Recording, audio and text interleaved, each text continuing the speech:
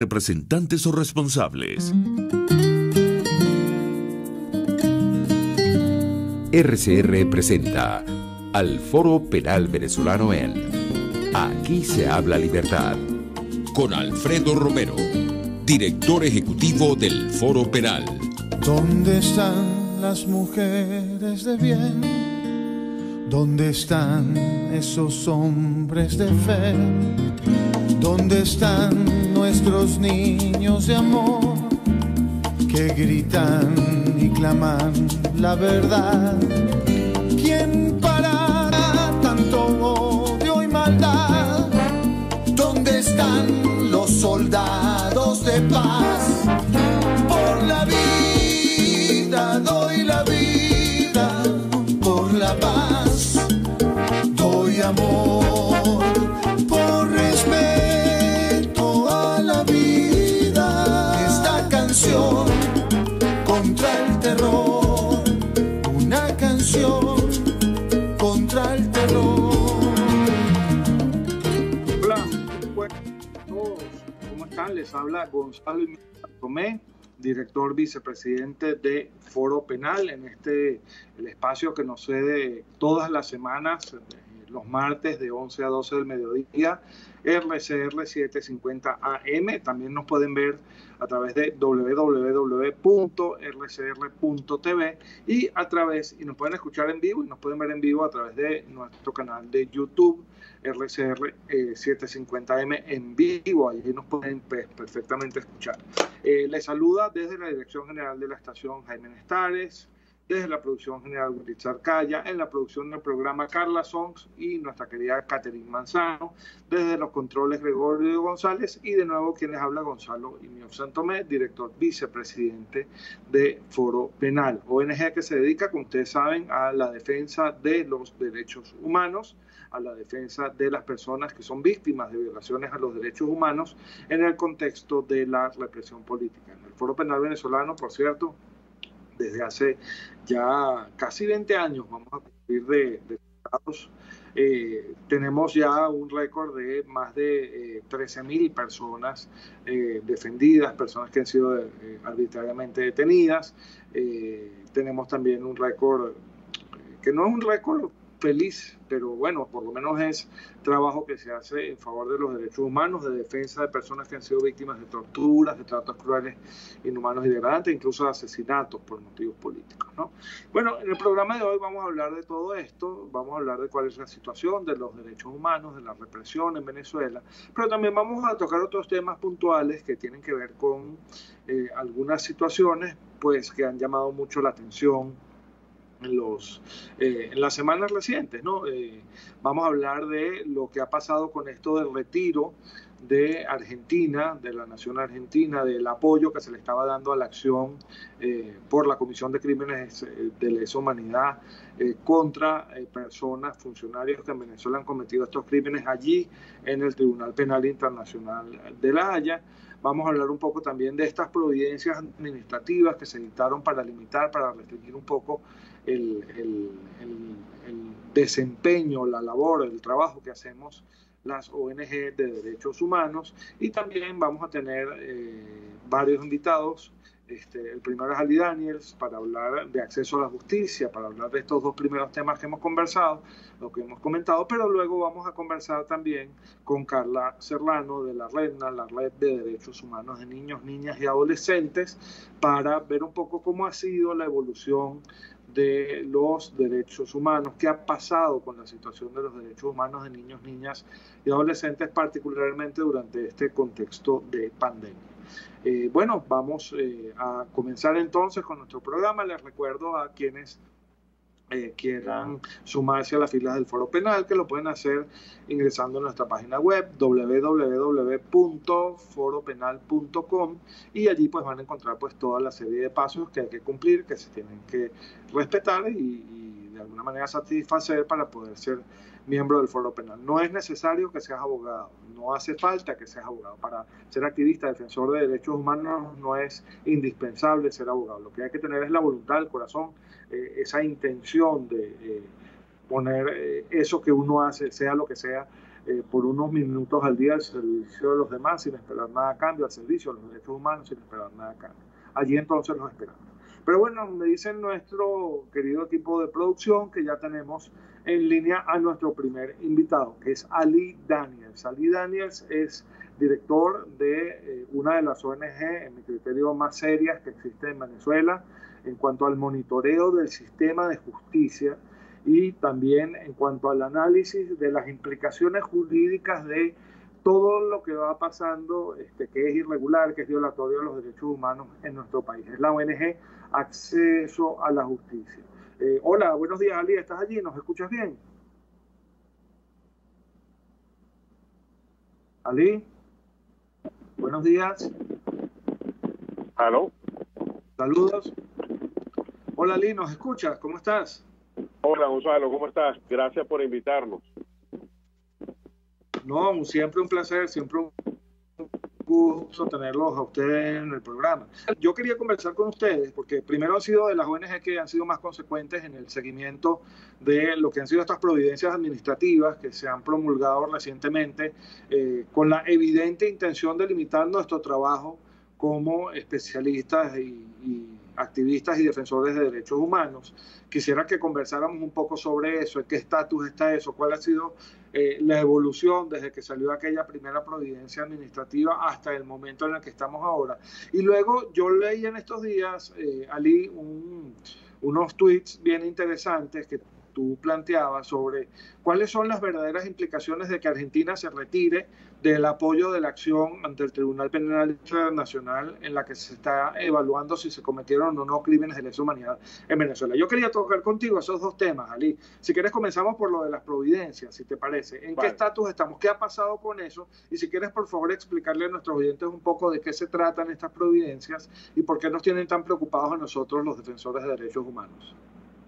Sí, el tema de la providencia es un problema que trasciende a las organizaciones no gubernamentales y afecta a toda la colectividad.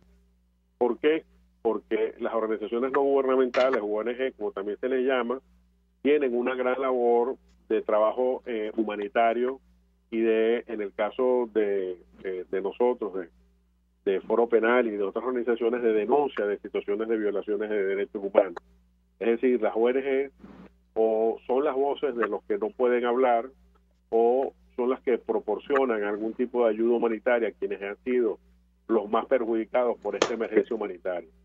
Entonces, lo increíble es que a pesar de esa situación, a pesar de que incluso las ONG no tenemos un proyecto político en el sentido que no tenemos ambición de poder y de que lo que pretendemos es que haya políticas públicas, en eso sí somos políticos, de que queremos políticas públicas de defensa de los derechos humanos y de los derechos de primera necesidad de los venezolanos, pues a pesar de eso, el gobierno ha tomado como excusa, porque es eso, una simple excusa, lo de la legitimación de capitales para tomar medidas que violan y en algunos casos incluso impiden el ejercicio de las ONG. Me explico. A través de una providencia que se dictó en marzo de este año, se estableció un registro. La primera edición, la número 001 de esa providencia, estableció como obligación que las organizaciones se inscribieran en un registro. Pero esa es la primera mentira de esa resolución. ¿Por qué? Porque en realidad no es un registro, es una autorización. ¿Por qué?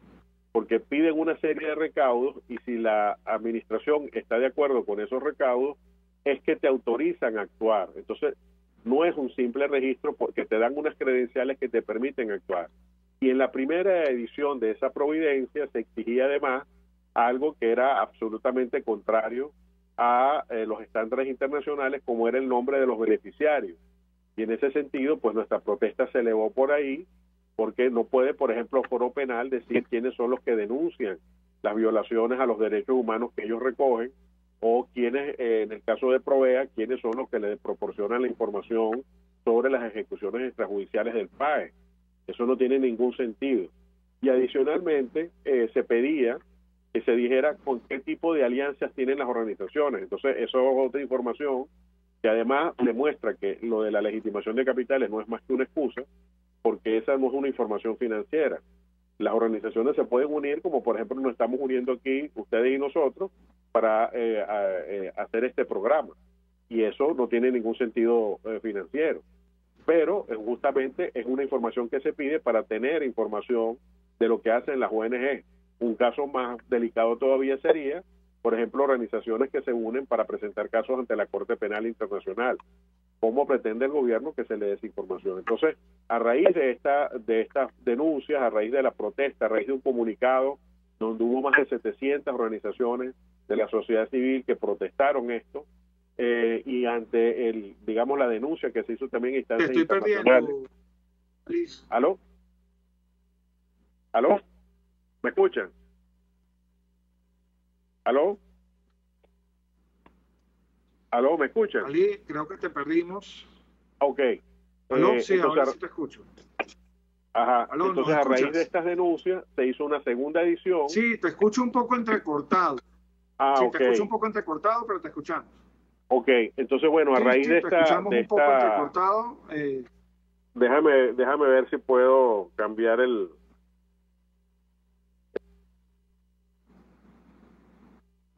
Creo que le voy a pedir a mi equipo de producción que volvamos a llamar a Ali, porque creo que no estamos en buena conexión.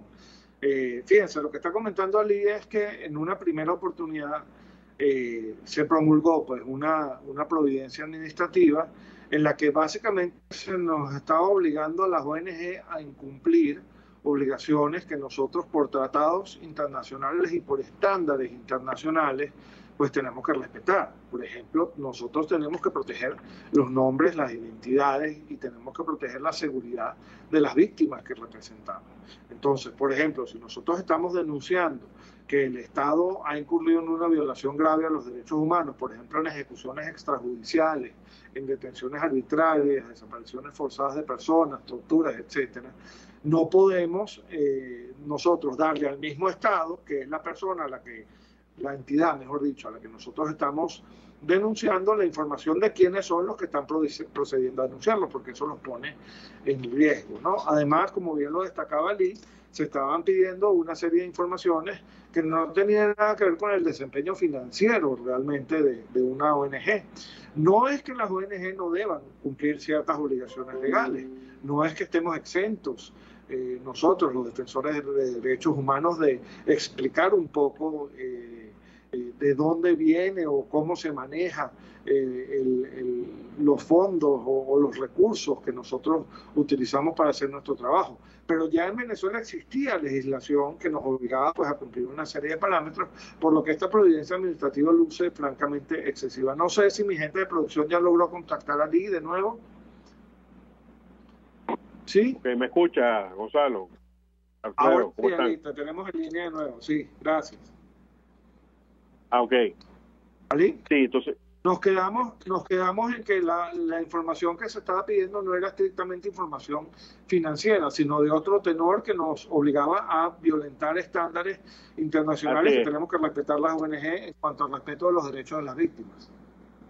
Así es. Y luego, debido a la protesta que se hizo, donde hubo más de un comunicado con más de 700 organizaciones que protestaron por esta providencia, se reeditó la misma, se emitió una nueva providencia, la 002, donde se eliminó lo de los beneficiarios, pero se mantuvo la exigencia de decir lo de las alianzas, y además se exige una serie de documentos, que esto es lo surrealista de esta situación, que es que el mismo Estado nos niega, es decir, tenemos organizaciones que tienen años tratando de actualizar sus juntas directivas, años tratando de actualizar sus estatutos constitutivos, y los registros y notarías se niegan a aceptar esos documentos.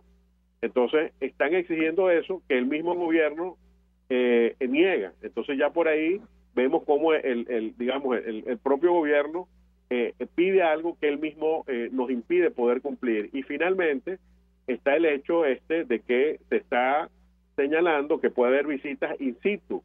Entonces imagínense lo que puede significar que un funcionario, además militar, vaya a Foro Penal, vea los archivos de Foro Penal y tenga acceso a los documentos que están ahí. Por no hablar de Provea, por no hablar de COFAVIC, instituciones que manejan una información muy delicada y que puede poner en riesgo la vida de personas. Entonces, en ese sentido, al mantenerse este tipo de requerimientos que son contrarios, repito, a los estándares internacionales, porque los estándares internacionales lo que son en eso, en el caso de la legitimación de capitales, debe haber una causa probable que te lleve a decir, aquí hay una actuación irregular, hay unos capitales que están manejándose, vamos entonces a hacer una investigación. Pero aquí no, aquí uno tiene que probar que no está lavando capitales para que entonces la administración pueda proceder. Está habiendo una violación a la presunción de inocencia, porque nosotros debemos probar que no estamos lavando capitales, cosa que no, por supuesto, no corresponde con los estándares internacionales, y lo más importante es que no es un registro, sino una autorización. Y como nosotros hemos conocido a través de la historia, cuando el gobierno no quiere dar algo, pues simplemente no lo da, y eso impediría que una ONG pudiese trabajar. Y esto no solamente afecta a las organizaciones de derechos humanos, sino, como digo, a organizaciones humanitarias que en estos momentos son el único vínculo entre la vida y la muerte para muchas personas, que de lo contrario no tendrían ni comida, ni alimentos, ni medicina si no fuera por estas ONG que están haciendo trabajo en la labor humanitaria. Es así, Ali, es así. Por otro lado, bueno, una de las cosas que se destacó siempre es que ya existía en Venezuela todo un marco legal dirigido a la regulación de las organizaciones sin fines de lucro, por ejemplo. Es decir, esta providencia administrativa en realidad no viene sino a complicar las cosas que ya en otro contexto pues estaban perfectamente reguladas. Es así, ¿verdad? Es así, y además debo decir algo. Las ONG no trabajamos clandestinamente, ni trabajamos a escondidas. Nosotros trabajamos dando la cara, y además nosotros damos cuenta de lo que hacemos. Si hay alguien que da cuenta de cada bolívar que maneja, son las ONGs. Si el gobierno tuviera que pasar por la rendición de cuentas que pasa una ONG, aquí no se perdería una sola bolsa CLAP. Entonces es increíble que quien no da cuenta pide a quien sí le da cuenta que sea más transparente, cuando la realidad es justamente todo lo contrario. Es así, Ali. Es así. Bueno, lo que hemos hecho, se han remitido comunicaciones tanto a la ONU como a la Oficina de la Alta Comisionada para los Derechos Humanos de la ONU. Incluso se han reportado estas situaciones a la Misión para la Determinación de Hechos de la ONU. Es decir, no nos hemos quedado tranquilos con esto, ¿no? Estamos esperando pues de estos organismos que haya respuesta, porque además estos son los organismos que en muchos de los casos directamente proveen de recursos a las ONG. Es decir, si están sospechando de las ONG que reciben estos recursos, también están sospechando de la ONU, también están sospechando de estos organismos internacionales, que son los que normalmente y en todo el planeta colaboran con recursos para facilitar el trabajo de las ONG, ¿no? Bueno, todo esto se ha hecho ya. Mira, Lee, no quiero que cerremos el segmento sin tocar este tema del retiro de Argentina, de este apoyo a la acción ante el TPI. Tú tenías unas ideas bien interesantes, me gustaría que las compartiéramos por aquí. Sí, bueno, lamentablemente, pues, como sabemos, Argentina retiró la remisión que hizo del caso venezolano junto con otros 5 países en el año 2018, pero digamos, esto ha causado un poco de desasosiego, porque quienes podrían pensar entonces el caso venezolano, donde la Corte Penal podría estar en peligro. En ese sentido, hay que recordarle a los amigos que el examen preliminar que está llevando a cabo la Corte Penal y que se espera que se tome una decisión sobre el mismo en los próximos días, fue abierto de oficio, fue abierto por iniciativa de la Fiscalía en febrero del año 2018. Unos meses después hubo esta remisión por parte de 6 países, dentro de los cuales estaba Argentina. De modo que no depende entonces, digamos, que el caso continúe o no del apoyo que tenga Argentina a este desistimiento, porque además los otros 5 países mantienen su posición, como de hecho expresamente lo dijo Canadá hace unos días, ¿no? En ese sentido, que haya tranquilidad, que el examen preliminar sigue, que no va a afectar esto, más allá incluso de lo que en el caso argentino, pues lo que tenemos que decir es que es una vergüenza que un país que padeció los horrores de los delitos de lesa humanidad en los 70 y en los 80, ahora quiera desdecirse. Esto, para ponerlo más claro, es como el caso de que se haya cometido un delito de acción pública, un homicidio, por ejemplo, alguien lo denuncie y después diga que retira la denuncia. Pues eso no se puede hacer. Ya una vez que la autoridad está en conocimiento de que hubo un delito, tiene que actuar con o sin denuncia. Entonces es exactamente el mismo el caso. En este supuesto, y lo digo entre comillas, no se puede desdenunciar o desremitir, valga el neologismo, porque es una cosa que ni siquiera está contemplado en el Estatuto de Roma, de modo que por eso es que el propio fiscal general, cuando habló de este tema, habló de un acto simbólico, porque efectivamente eso es lo que es, pero para mí es un acto simbólico de lo inescrupuloso que puede ser la política en Argentina, que pueden manchar una actuación que es muy positiva para la justicia internacional, tratando de decir que en Venezuela no se han cometido crímenes de lesa humanidad, cuando ya la propia Fiscalía en diciembre de este año dijo que eso había ocurrido. Sí, además que llama mucho la atención, Ali, que un poco la justificación que está detrás de todo esto, reconocido por los mismos altos funcionarios de Argentina, es que ellos esperan hacer de Venezuela un mejor socio comercial y de negocios. Es decir, están pensando con la billetera, no están pensando con la humanidad, con lo que deberían estar pensando, que es con la cabeza. Están pensando es con la billetera, están pensando en intereses comerciales, lo cual, pues, como bien tú dices, deja muy mal parado al gobierno argentino en este caso, pero yo creo que es importante destacar esto, lo está diciendo Ali Daniel, se ha analizado este tema con mucha profundidad, de verdad me pareció muy, muy interesante su postura y su análisis sobre este tema. Esto no cambia las cosas, esto es para brindar tranquilidad a la gente, esto no cambia las cosas porque ya no se puede desandar ese camino que ya se adelantó, ¿no? Y como bien dice Ali, y es algo que estamos todos esperando, se espera que en muy poco tiempo ya haya un pronunciamiento con respecto a este examen preliminar que versa sobre la situación de los derechos humanos en Venezuela y específicamente sobre si se han cometido o no crímenes de lesa humanidad en este país. No sé, Alicia, para despedir ya, quisieras comentar algo adicional. ¿Tienes algún tema que creas que se nos haya quedado en el tintero y que debamos, o sobre el cual debamos poner la lupa? Sí, que quería comentar muy brevemente las declaraciones que hizo el fiscal acerca de que en este examen preliminar la Fiscalía está violando el derecho al debido proceso del gobierno venezolano, que estaba en indefensión, que no había podido hacer control de la prueba, que el debido al derecho al proceso estaba siendo violado porque no se le está dando respuesta a los informes que están enviados, ¿no? Y en este sentido quiero ser muy enfático, ¿no? No puede haber ni debido proceso o violación del debido proceso donde no hay un proceso. Un examen preliminar no es un juicio. En un examen preliminar no hay partes, no hay una condena ni una absolución. Simplemente es una investigación donde se están recaudando pruebas para ver si existen elementos para llevar un caso ante la Corte Penal Internacional, ante la Sala de Cuestiones Preliminares. De modo que todos estos alegatos que está haciendo el fiscal de que está sometido a la indefensión, que no se le están dando información de quiénes están haciendo las denuncias, no procede porque, como digo, esto no es un proceso ni un juicio, y porque además de los exámenes preliminares, de acuerdo con el documento que los rige, en el párrafo 87 se dice que justamente porque no es un proceso, sino una recaudación, una recopilación de pruebas, las comunicaciones que se envíen deben ser confidenciales, de modo que, aunque quisiera, la Fiscalía no puede dar esa información que el fiscal pide, porque precisamente en estos momentos está bajo un velo de confidencialidad.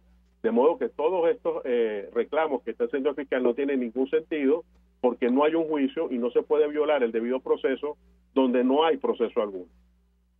Es así, Eli, y fíjate que yo creo que además la propia realidad lo desmiente, porque él ha dicho en reiteradas oportunidades que él ha remitido información a la Fiscalía ante el Tribunal Penal Internacional, que es lo que han hecho todos los actores interesados a lo largo de todo este tiempo. Es decir, a ellos se les ha tratado exactamente igual que a todos los demás. Y han hecho, dentro de lo que se puede hacer en este momento procesal, por llamarlo de alguna manera, lo que se puede hacer, que es remitir información.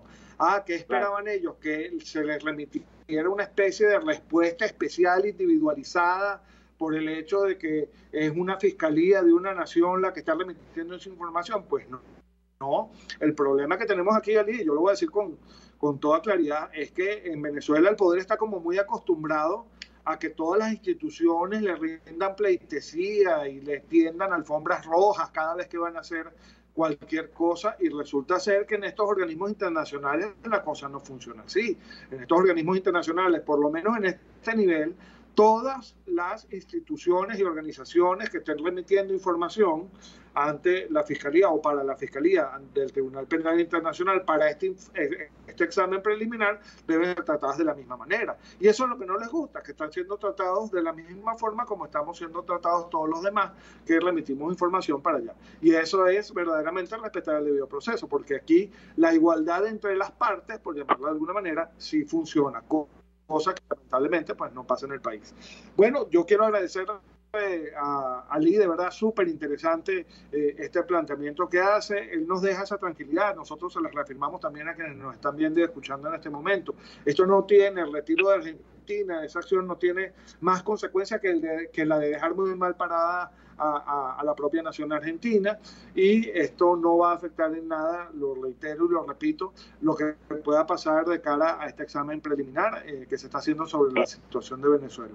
Muchísimas gracias, Ali, de Acceso a la Justicia. Gracias a ti, un gran abrazo. Ali, ¿cuáles son las páginas, los datos de ustedes, redes sociales? Gracias, saludos. ¿Sí? Saludos, Ali. Nada, quería que nos dieran, si puedes, las páginas, redes sociales de ustedes para que la gente claro, siga cómo también. no, sí. La página web de nosotros es www.accesoalajusticia.org, nuestro Twitter @accesoajusticia, y por Instagram nos pueden conseguir en Facebook por la expresión Acceso a la Justicia. Muchas gracias por tu invitación de nuevo.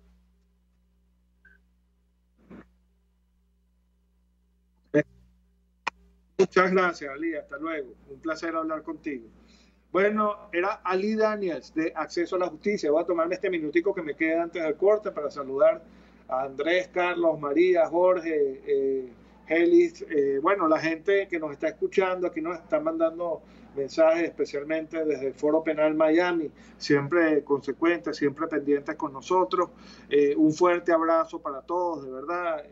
Es importante que mantengamos el conocimiento sobre estos temas y que sepamos más o menos hacia dónde van los tiros, porque una de las cosas que pasa en estos temas de derechos humanos es que el poder siempre trata como de consolidar una narrativa dirigida, en el mejor de los casos, a confundirnos, a hacernos pensar que lo que se está haciendo no va a llegar a buen puerto, y esto no es necesariamente cierto en todos los casos. Pero bueno, ya son las 11:30, nos toca hacer el primer corte.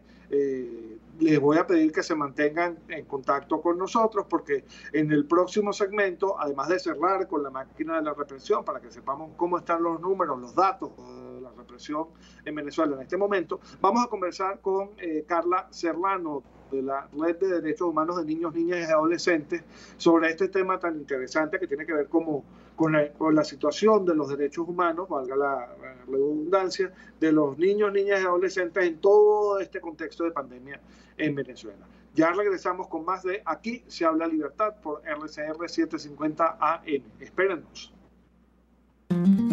Usted escucha al Foro Penal Venezolano en Aquí se habla libertad, solo por rcr.tv, la radio que se ve. Sintonícenos a través de Periscope, @RCR750, la radio que se ve. Tarot, ciencias ocultas. Descubre el motivo de tu mala suerte. Regresa tu ser amado, domínalo. Aleja enemigos, mejora tu suerte. Empleo, salud. Parapsicólogo Anthony, 0412-738-5289. Y ahora quiero hablarte de Comercializadora Prada, y ya de solo nombrarlo se me hace agua la boca, porque Comercializadora Prada son los más frescos quesos y embutidos que te llevan a tu casa. Todos los quesos, todos los embutidos, y como cuentan con proveedores exclusivos, te resulta mucho más económico. Llámalos ya, 0424-134-6035, en Instagram wprada.ve. Comercializadora Prada, todo en quesos y embutidos con la mejor relación precio-sabor. En este espacio nos encargaremos de llegar al conocimiento mediante la observación de la posición de los astros y las características comunes de muchas personas con fechas de nacimiento. Esa energía también nos involucra a cada uno de los signos. Guía Astrológica. Descubra la relación de los astros con los rasgos de la personalidad, con los sucesos importantes de su vida y con sus características físicas. También van a buscar nuevas formas de crecer, contactarse con el arte, con la belleza. Guía Astrológica, todos los sábados, a partir de las 3 de la tarde, por RCR 750 AM.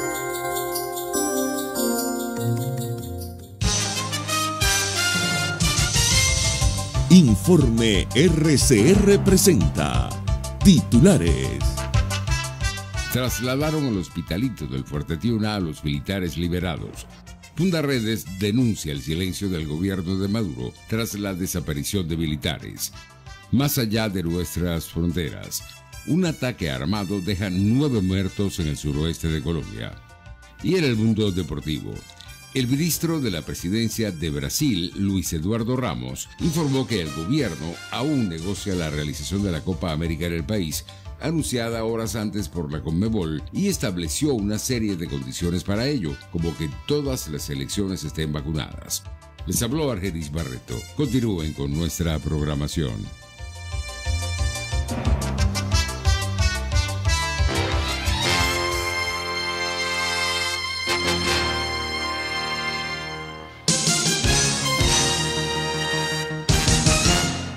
Mis amigos, una empresa comprometida y responsable con su personal es una empresa segura, y Produzca es la compañía pionera en Venezuela que ofrece la mayor cantidad de equipos de comprobada calidad para garantizar la seguridad integral de toda la nómina industrial de cualquier empresa. El catálogo de Produzca es inmenso, todo tipo de guantes, cascos, accesorios y productos varios de protección para tu personal.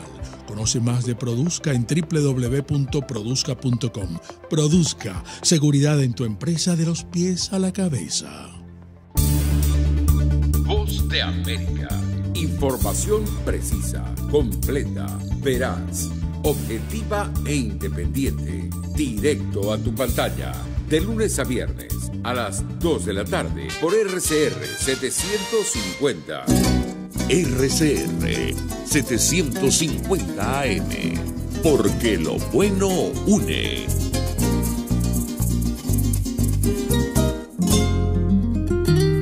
Les estamos presentando al Foro Penal Venezolano en Aquí se habla libertad.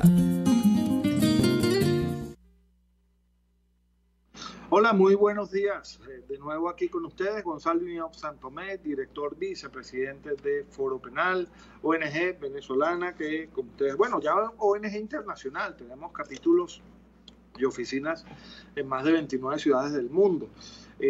Bueno, nos dedicamos, como ustedes saben, a el control de las situaciones de represión, a la lucha por la defensa de los derechos humanos de aquellos que han sido víctimas de actos de violaciones a sus derechos humanos en el contexto de lo que es la represión por motivos políticos, ¿no? Aquí estamos de nuevo, les saludo cordialmente en nombre de todo nuestro equipo. Tengo aquí ya varios mensajes pues, de nuestra gente, Munira, María, Heli, aquí está también Andrés, bueno, Jorge, María Macei, bueno, mucha gente aquí saludándonos desde diferentes partes del mundo, pendientes pues de este programa que el día de hoy la verdad está, y lo digo con toda modestia, está muy interesante porque hemos tocado varios puntos, varios temas que en ediciones pasadas se nos habían quedado un poquito en el tintero, pero que son importantes para comprender un poco cómo va evolucionando este tema de los derechos humanos en el país y particularmente este tema de lo que va a ser la respuesta de la Fiscalía ante el Tribunal Penal Internacional de La Haya para este examen preliminar sobre Venezuela. Esta respuesta se espera para los próximos días, a más tardar semanas, es decir, es algo que ya viene. ¿Por qué? Porque la fiscal saliente, Fatou Bensouda, quiere entregar pues la respuesta sobre este examen preliminar antes de abandonar su cargo y ya le toca pues ahora a mediados de año abandonar su cargo. Ya fue elegido el nuevo fiscal ante el Tribunal Penal Internacional y bueno, estamos esperando pues que esta decisión se produzca en los próximos días. Eso es lo que tiene verdaderamente preocupado al poder en Venezuela. Nunca lo habíamos visto tan interesado, tan agresivo con el tema de la investigación que se está adelantando allá en La Haya, y bueno, eso es básicamente lo que está motivando pues estas respuestas airadas de la Fiscalía en Venezuela, que por cierto yo creo que tenemos que recordarle a la Fiscalía en Venezuela, al señor Tarek William Saab, que en el Tribunal Penal Internacional no se juzga a los estados, se juzga a personas, a individuos de manera específica, particular, y no le corresponde a una entidad pública defender a título personal a quienes puedan resultar involucrados en crímenes de lesa humanidad. La defensa de esos señores tiene que asumirla un abogado privado o la defensa que le asigne la Sala de Cuestiones Preliminares del Tribunal Penal Internacional, pero no la Fiscalía. La Fiscalía no tiene esa capacidad, por lo menos en la Constitución que yo leo, no le corresponde a la Fiscalía General de la República en ningún caso ejercer la representación judicial de funcionarios públicos venezolanos o de personas venezolanas ante organismos en el exterior. Eso no le corresponde en ningún caso a la Fiscalía. En la Constitución que yo leo eso no está. Entonces no sé cuál es la Constitución que está leyendo el señor Tarek William Saab. Bueno, dicho esto, quería saber si mi equipo de producción ya tiene en línea a nuestra querida Carla Serrano. ¿La tenemos ya en línea? Sí. Bueno, vamos a hablar con Carla Serrano de la Red de Derechos Humanos de los Niños, Niñas y Adolescentes para tocar este tema que se toca poco. La verdad es que hay que hablar más de esto, de lo que es la situación de los derechos humanos de niños, niñas y adolescentes en Venezuela, particularmente en el contexto de esta pandemia que estamos viviendo con todo esto de las cuarentenas flexibles y radicales, etcétera. Hola, buenos días, Carla, ¿cómo estás? Buenos días. Encantada, Gonzalo, de saludar a ti y a tu audiencia. Qué bueno tenerte aquí en este programa que también es tuyo. Cuando lo necesites para hacer visible cualquier situación, pues aquí estamos. Cuéntame, Carla, quiero que sepan además que Foro Penal y la Red han trabajado de la mano por mucho tiempo ya en lo que es tratar de brindar algún tipo de asistencia, de apoyo, de concientización a los ciudadanos en general sobre el tema de los derechos humanos de niños, niñas y adolescentes. Pero cuéntame, Carla, así a vuelo de pájaro, y así como para que nuestros escuchas lo entiendan, ¿cómo está la situación de los derechos humanos de los niños, niñas y adolescentes en nuestro país en este momento y cómo los ha afectado la pandemia, las cuarentenas y toda esta situación? La respuesta cortísima a esa pregunta que me estás haciendo, que va como directo al corazón, es que la situación es muy crítica. La realidad que nosotros manejamos es realmente dolorosísima, gravísima, y bueno, creo que eso nos refuerza el mantenernos activos y ocupados trabajando esta área. Yo les pudiera decir a tu audiencia muy brevemente que la red no existe desde el año 2006. Somos un empeño asociativo de varias organizaciones, la mayoría de ellas acá en Caracas, algunas fuera de Caracas, en donde nuestro trabajo es hacer incidencia pública en el tema de la garantía de los derechos humanos de los niños, niñas y adolescentes. Entonces tenemos ya varios años, tenemos más de 10 años haciendo el seguimiento, haciendo el monitoreo, haciendo las denuncias. Y no hay duda, Gonzalo, de que la situación se hace cada día más crítica, mucho más crítica, porque el sistema de protección de niños, niñas y adolescentes, ese que está dibujado en la ley, en nuestra famosa LOMNA, en la realidad no está de pie, en la realidad no está trabajando al 100% de sus capacidades, de las que debería tener, para justamente tratar de brindar la máxima protección integral a todos los niños de Venezuela. Entonces, claro, sin un sistema de pie, un sistema con muchas debilidades, con algunos órganos del sistema haciendo lo imposible por trabajar, en concreto me refiero sobre todo los consejos de protección, que son esas instancias a nivel municipal, que es como la primera puerta que se toca cuando hay un caso de amenaza o de violación a los derechos de los niños. Nosotros sabemos de los esfuerzos enormes de los consejos de protección por mantener sus puertas abiertas, pero bueno, no cuentan con el apoyo, o sea, no tienen la inversión adecuada, los planes y los programas adecuados para trabajar y dictar las medidas de protección, y entonces eso hace que todo se ponga un panorama muy preocupante, porque en el contexto de pandemia, por ejemplo, muchos niños y niñas han tenido que estar en casa con sus agresores y sus agresoras, ¿verdad? No pueden ir a los colegios, que aunque los colegios no hagan magia, ni tengan la respuesta a todos los problemas, suelen ser un espacio de protección y de articulación, ¿verdad?, para tratar de atender situaciones críticas. Entonces, bueno, los niños hoy día están muy solos. Además, también un porcentaje considerable de niños están viviendo el fenómeno de lo que nosotros llamamos estar separados o no acompañados, porque producto de la migración forzada, papás, mamás los han dejado solos probablemente, o con un familiar o con algún vecino, y todo esto se va sumando, se va complejizando y va haciendo como una ecuación múltiple con muchísimas variables que están incidiendo, ¿no?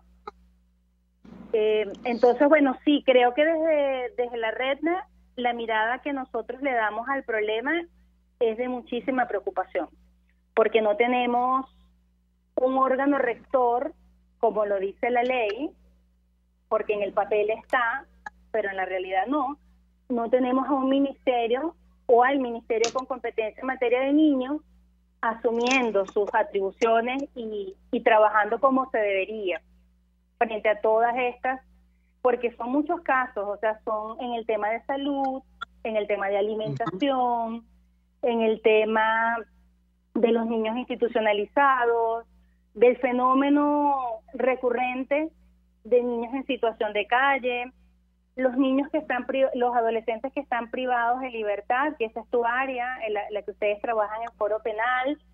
Entonces, son muchos ejemplos los que pudiéramos dar, y al revés, no tendríamos un área en la cual decir, oye, aquí sí se está atendiendo como debe ser a los niños y a las niñas. Sí, en violencia sexual, este es otro tema muy preocupante en el contexto de pandemia. Han incrementado los casos de abuso sexual a niños y a niñas. Y bueno, frente a todo esto, nosotros como sociedad civil organizada hacemos nuestro trabajo de denunciar, de acompañar a las víctimas, de presentar casos a las instancias competentes, pero no hay Estado. O sea, aquí creo que en la ecuación la incógnita que seguimos sin despejar es que no tenemos a ese Estado comprometido a cumplir con la convención, que además fue un acto soberano porque el Estado venezolano ratificó la convención de manera libre, y eso ocurrió desde el año 1990. Entonces no tenemos a ese Estado comprometido con la convención y con la doctrina de la protección integral que realmente se conduela y realmente trabaje de manera sistemática y con un enfoque de derechos para atender toda esta gama de situaciones que muy rápidamente apenas he mencionado. Sí, Carla, fíjate que hay un tema que no podemos dejar pasar bajo la mesa. Ya se nos está acabando el tiempo, pero también el tema de el acceso a la documentación de identidad, a lo que es una simple partida de nacimiento, por ejemplo, en muchas zonas de Venezuela para los niños y niñas, a los recién nacidos, recién nacidas, es absolutamente imposible eso. Es decir, se le niega incluso ese derecho a tener alguna carta de naturaleza como ciudadanos que tienen derechos frente al Estado desde que apenas nacen, ¿no? Y es algo bastante lamentable, ¿no? Bastante difícil. Yo creo que estás tocando temas muy delicados, Carla. Yo creo que te voy a invitar en próximos programas, porque fíjate, por ejemplo, todo esto de que los niños y niñas ahora tengan que estar forzados a convivir con quienes abusan de ellos, con quienes los maltratan por este tema de las cuarentenas, la ausencia absoluta de un Estado que responda de inmediato a las necesidades de niños, niñas y adolescentes, es algo pues muy delicado. Yo creo que ese es un tema sobre el que tenemos muchísima tela que cortar. Son situaciones complejas, ¿no? Situaciones complejas que además, fíjense lo que estábamos conversando con Ali Daniel Santos, quienes se ocupan de alguna manera de otorgar algún tipo de asistencia a estos niños, niñas y adolescentes son las ONG. Y son las ONG a las que el poder está en este momento tratando de obstaculizar. Entonces, al final de lo que se trata es de no dejar a los niños, ni niñas, ni adolescentes abandonados, pero tampoco es que el poder del Estado lo hace fácil, ¿no? El Estado nos complica un poco la situación. Bueno, Carla, no sé si quieres decir algo más ya para cerrar, porque ya te tengo que despedir, estamos terminando ya el programa. Sí. ¿Quieres cerrar con alguna información? Orden, con gusto regreso al programa para que nos explayemos en varios de estos temas. Y solo recuerdo que el principio de la corresponsabilidad, Estado, familias en plural y sociedad es clave en el enfoque de derechos humanos de los niños. Entonces, las familias en Venezuela están a la deriva, están solas, están vulnerables, están desatendidas. Como tú lo acabas de decir, quedan algunas organizaciones de la sociedad civil comprometidas con el tema de la infancia y la adolescencia, haciendo lo imposible por trabajar. Y entonces tenemos al tercer actor clave, que es el Estado, en donde vemos que tiene unas debilidades enormes y nos dificulta el trabajo de las familias y de la sociedad para garantizar los derechos humanos de niños. Entonces, bueno, así a la orden para vernos de nuevo y escucharnos de nuevo. Así es, Carla, será un gusto, te estaré molestando para eso. Bueno, es Carla Serrano de la REDNA, Red de Derechos Humanos de Niños, Niñas y Adolescentes, hablándonos de este tema y dándonos además, fíjense, un abreboca, porque esto es lo que es un abreboca. Hay muchísima tela que cortar en este tema. Yo voy a estar hablando con Carla próximamente, ya lo voy a coordinar con ella. Aquí nos dice Helis, es muy triste la situación tanto de niños como de abuelos en Venezuela. Es verdad, sí, los adultos mayores también están en una situación de abandono. Dos grupos sobreviviendo en estos tiempos y aún más grave en estos tiempos de pandemia. Pues sí, la pandemia ha servido, entre otras cosas, como una excusa para no respetar los derechos humanos, ¿no? Y esto es algo que, particularmente con estos grupos de especial vulnerabilidad, pues hay que tener en cuenta. Bueno, yo antes de cerrar, quiero cerrar, le voy a pedir a mi equipo de producción que esté pendiente porque vamos a cerrar con la máquina de la represión. La máquina de la represión. Al día de hoy, desde 2014 hasta acá, se han producido en Venezuela 15.734 arrestos arbitrarios por motivos políticos. De estas 15.734 personas, 9.386 siguen sujetas a procesos penales arbitrarios, también por motivos políticos, pero bajo medidas cautelares, es decir, no están presos, están en medidas distintas de la prisión, pero sí restringidos en sus derechos. Y quedan 299 presos políticos al día de hoy en nuestro país. Hablamos de 21 mujeres, un adolescente y 129 militares, el resto son hombres civiles, hombres adultos civiles. 872 civiles han sido presentados y enjuiciados arbitrariamente ante los tribunales militares. En 2021, arrestos arbitrarios por motivos políticos, hemos registrado hasta ahora 30, de los cuales 25 personas ya fueron excarceladas bajo medidas cautelares, pero 5 siguen arbitrariamente presas. Esta es la realidad de la máquina de la represión en este momento en nuestro país. Y bueno, y con esta información y despidiéndome, pues aquí ya de todos nuestros queridos amigos que se conectaron hoy, que nos están escuchando en este programa de Aquí se habla libertad. Me despido entonces atentamente de ustedes, Gonzalo Imiob Santomé, director vicepresidente de Foro Penal. Les recuerdo, síganos a través de nuestras redes sociales, www.foropenal.com, y a través de arroba Foro Penal en Twitter y arroba Foro Penal en Instagram, para estar al día y estar al tanto de cuál es la evolución de la situación de los derechos humanos en nuestro país.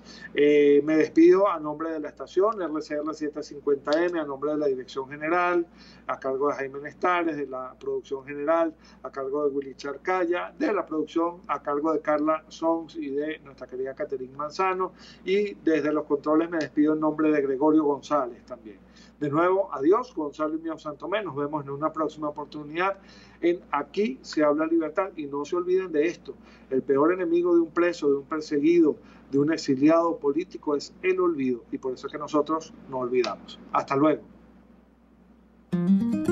RCR presentó al Foro Penal Venezolano en Aquí se habla libertad. RCR 705